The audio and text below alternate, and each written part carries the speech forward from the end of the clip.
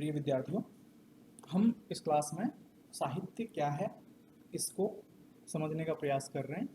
हमने अब तक इस क्लास में साहित्य के संबंध में विभिन्न दृष्टिकोणों का अध्ययन किया है, विभिन्न विद्वानों की जो परिभाषाएं हैं उनका अध्ययन किया है। हमने संस्कृत के विद्वानों का जो साहित्य के बारे में जो उनकी फिलॉसफी थी, जो उनके विचार थे, उनका अध्ययन किया। हमने हिंदी के जो विद्वान थे उनका क्या विचार थे, क्या उनका दर्शन था साहित्य के संबंध में, ये हमने पढ़ा।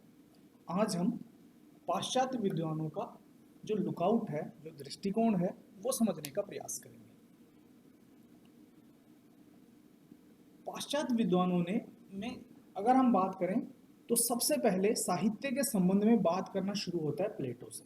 ये हम जानते हैं कि प्लेटो एक राजनीतिक विचारक तो थे ही, लेकिन उनके साहित्य पर भी उनके दार्शनिक विचार थे और वो साहित्य को जीवन से थोड़ा सा दूर मानते थे, या हम ये कह सकते हैं कि प्लेटो साहित्य को लेकर थोड़े से नेगेटिव एस्पेक्ट में थे। वो ये कहते हैं कि साहित्य जो है वो अज्ञात जन्य होता है और साहित्य जीवन से दूर होता है। साहित्य केवल भौतिक पदार्थ की अनुकृति मात्र है। प्लेटो का ये जो वक्तव्य है, जो स्टेटमेंट है, वो थोड़ा नीतिगत ज्यादा लगता है, क्योंकि प्लेटो जो थे वो नीति शास्त्र के ज्यादा हिमायती थे और उन्हें एक घोर राष्ट्रवादी के रूप में जाना जाता है। प्लेटो के विचार साहित्य के लिए थोड़े नेगेटिव थे और उनका यह मानना था कि सारे कवियों को और सारे चित्रकारों को, सारे मूर्तिकारों को राष्ट्र से बाहर फेंक दिया जाना चाहिए। वो ये मानते थे कि ये लोग मनुष्य को काल्पनिक बनाते हैं। साहित्य मनुष्य में इमेजिनेशन को जन्म देता है और मनुष्य केवल कल्पनाओं में जीने लगता है। तो प्लेटो का ये जो स्टेटमेंट है वह सौंदर्य शास्त्र की उपेक्षा करके नीति शास्त्र को ज्यादा अहमियत देता है। हालांकि उनके ये विचार जो थे वो ये थे कि साहित्यकार जो है वो भौतिक पदार्थ जो है उनके सामने बिखरे पड़े हैं, अपनी कला के माध्यम से केवल उसकी अनुकृति करता है। बाद में प्लेटो के ही जो शिष्य थे अरस्तु, उन्होंने कहा कि poetry is an imitation of nature through medium of language. अर्थात अरस्तु कहते हैं कि जो पोएट्री है अर्थात जो काव्य है वह नेचर की अर्थात प्रकृति की अनुकृति है। किसके माध्यम से? भाषा के माध्यम से। Poetry is an imitation of nature through medium of language. भाषा के माध्यम से प्रकृति की अनुकृति साहित्य के रूप में होती है। अर्थात जितने भी विविध जो आयाम, जो वस्तुएं, जो विविधता प्रकृति ने इस चराचर जगत में फैलाई है, साहित्यकार जो है वह उनकी अनुकृति करता है। ये कथन था अरस्तु का। हालांकि अरस्तु का कथन प्लेटो से अलग है और सौंदर्य शास्त्र के अधिक निकट जान पड़ता है। वहीं एक पाश्चात्य महान विद्वान हुए हैं वर्ड्सवर्थ, एक कवि, एक नेचरिस्टिक पोएट के रूप में जाने जाते हैं, प्रकृति के कवि के रूप में जाने जाते हैं। वो कहते हैं poetry is an spontaneous overflow of powerful feelings. अर्थात मनुष्य की भावनाओं का प्रबलतम प्रवाह काव्य है। अर्थात जब मनुष्य की भावनाएं इतनी घनीभूत हो जाती हैं कि हृदय में समाये नहीं सिमटती, तो उनका जो विस्फोट होता है, जो उद्रेक होता है, जो स्खलन होता है, वह कविता के रूप में होता है।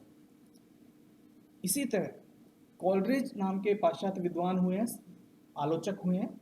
उनका ये मानना था कि poetry is the best word in best order, कि काव्य वह है जो सही शब्द सही ऑर्डर में, अर्थात एक व्यवस्था के तहत जो अरेंजमेंट है शब्दों का, जो कि उसे मीनिंगफुल बनाता है, वह ही साहित्य है, वह ही कविता है। वहीं एक विद्वान मैथ्यू अर्नोल्ड हुए हैं जो कि विख्यात आलोचक भी रहे हैं। वो ये कहते हैं कि is the criticism of life, कि पोएट्री अर्थात काव्य मनुष्य के जीवन का आलोचनात्मक परीक्षण, अर्थात लाइफ की का जो आलोचना है, जीवन की जो आलोचना है, वही साहित्य कहलाती है। ये सारे विद्वान जो मिलकर ये कह रहे हैं कि साहित्य को परिभाषा के रूप में बांध रहे हैं, इन सब का एक निचोड़ है। निचोड़ यह है कि जो साहित्य है, लिटरेचर है, वह परिभाषा के दायरे में या शब्दों के दायरे में बांधना मुमकिन नहीं है।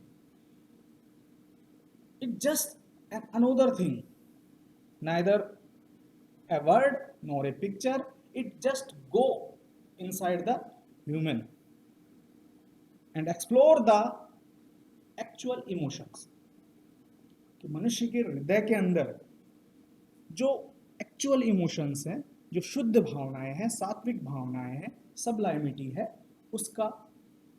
उसकी खोज करना, उस उदात्तता की खोज करना जो मनुष्य के जीवन की सभी अपेक्षाओं को पूरा करने में समर्थ है। यह साहित्य का विस्तार है। साहित्य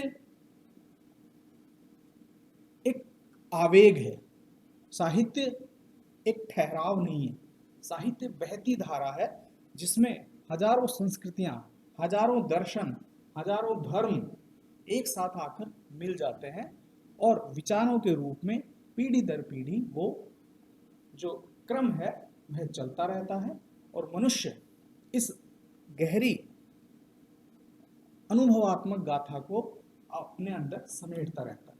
यह एक साहित्य का मर्म है। तो मुझे पूरी उम्मीद है कि साहित्य के विषय में जो हमने चर्चा की, हमने साहित्य को विभिन्न दृष्टिकोणों से देखने का और समझने का प्रयास किया। हमने प्राचीन काल से जो साहित्य को शब्दबद्ध करने की जो प्रयास हुए हैं और अब तक साहित्य के बारे में जो कुछ कहा गया है, लिखा गया है, उसको समझने की कोशिश की है। अब हम इस स्थिति में आ गए हैं कि हम यह जान सकें कि साहित्य क्या है। साहित्य जो है वो सिर्फ पठनीय नहीं है, साहित्य सिर्फ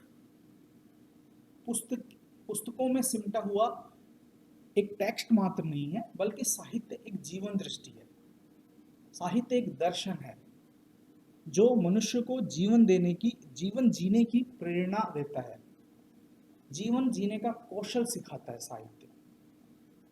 साहित्य मनुष्य को अभिप्रेरित करता है, साहित्य मनुष्य को सही अर्थों में जीवन के विविध आयामों से रूबरू कराता है, साहित्य मनुष्य को उदात्तता की ओर प्रवाहित करता है, साहित्य मनुष्य की जो एकांगिता है, जो क्षुद्रता है, उसको आलोपित कर देता है, विलोपित करके और मनुष्यता के रूप में एक प्रकार का संबल देता है। साहित्य मनुष्य की भावनाओं को प्रोवोक करता है। तो ये सारे जो गुण हैं साहित्य के, वह साहित्य को कालातीत, युगातीत और परिभाषाओं से इतर घोषित करते हैं। अगली क्लास में हम साहित्य को और अधिक गहनता से, साहित्य के जो विविध पक्ष हैं, साहित्य के जो विविध आयाम हैं, उनमें देखने और समझने का प्रयास करेंगे। तब तक के लिए धन्यवाद।